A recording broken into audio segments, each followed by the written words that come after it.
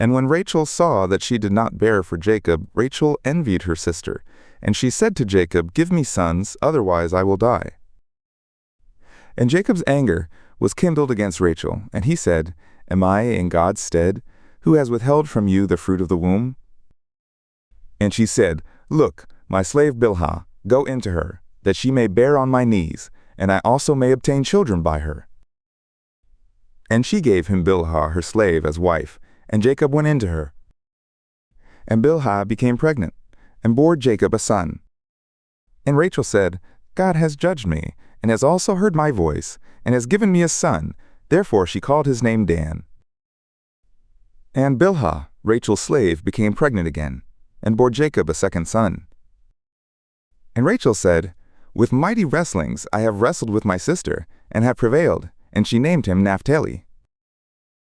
When Leah saw that she had left off bearing, she took Zilpah her slave, and gave her to Jacob his wife. And Zilpah Leah's slave bore Jacob a son. And Leah said, "Fortunate!"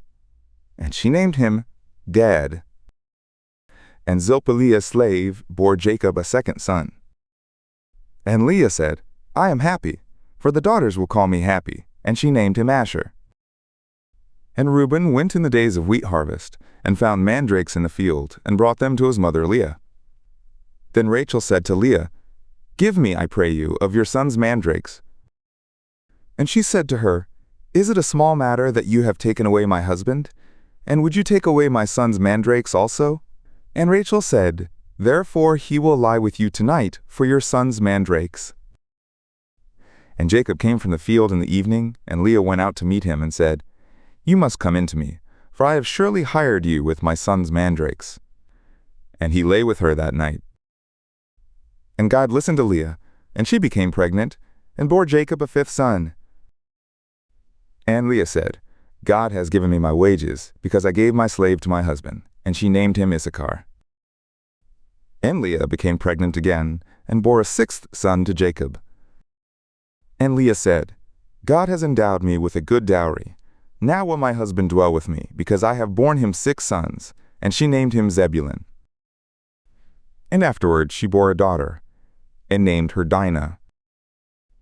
And God remembered Rachel, and God listened to her, and he opened her womb.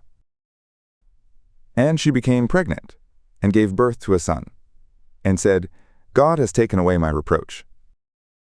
And she named him Joseph, saying, "Yahweh add to me another son." And it came to pass, when Rachel had borne Joseph, that Jacob said to Laban, "Send me away, that I may go to my own place, and to my country. Give me my wives and my children, for whom I have served you, and let me go, for you know my service with which I have served you." And Laban said to him, "If now I have found favor in your eyes, tarry, for I have used magic, and found that Yahweh has blessed me for your sake." And he said, "Appoint me your wages, and I will give it." And he said to him, "You know how I have served you, and how your cattle have fared with me. For you had little before I came, and it has increased to a multitude, and Yahweh has blessed you wherever I turned. And now, when shall I provide for my own house also?" And he said, "What shall I give you?" And Jacob said, "You will not give me anything. If you will do this thing for me, I will again shepherd your flock and keep it. I will pass through all your flock today, removing from there every speckled and spotted one, and every black one among the sheep, and the spotted and speckled among the goats, and of such will be my wages.